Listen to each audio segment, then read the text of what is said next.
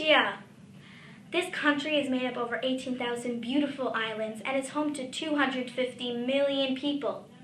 Here we will talk about deforestation and destruction of forests. Over 100 years ago, 84% of Indonesia was covered with forests. Unless we do something, in 10 years, there'll be no forests left at all.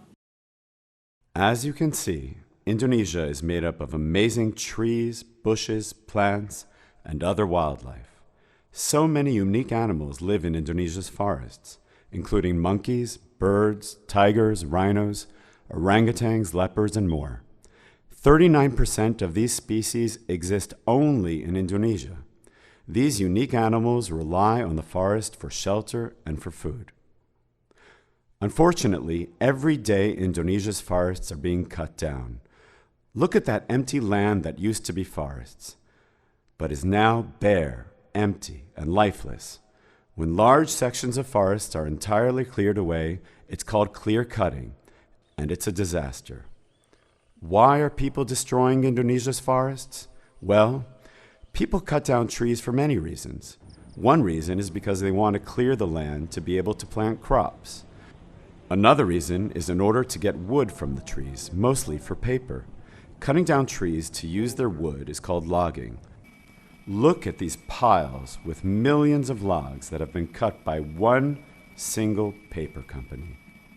Mostly, though, people want to cut down the trees of Indonesia to plant palm oil plantations. There's a good chance that you use palm oil every day without even knowing about it. It's an ingredient in products as diverse as shampoo, toothpaste, chocolate, and detergent, and even sometimes used in the fuel in our cars. It's virtually everywhere. But some palm oil has a dirty secret: forest destruction. Indonesia's rainforests are being cleared to make way for palm oil plantations. Indonesia is a treasure chest of biodiversity. It is home to up to 15% of all known species of plants, mammals, and birds.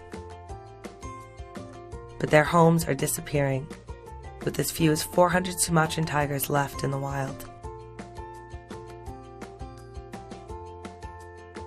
The lives of millions of Indonesians who depend on the forests are also changing beyond recognition. From land conflicts to forest fires and displacement. And that's not to mention the impact forest destruction has on our climate. Indonesia's peatlands are vast, storing about 35 billion tons of carbon. When they're drained, burned, and replaced by plantations, the conditions are set for devastating forest fires, and stored carbon dioxide is released into the atmosphere.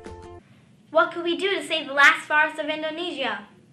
Well, we could pressure their government to enforce laws to help stop this horrible tragedy. We also can start using less palm oil and less paper. Those are the two main reasons why Indonesia is cutting down so many of their forests. And remember, we have to protect our forests in New York too.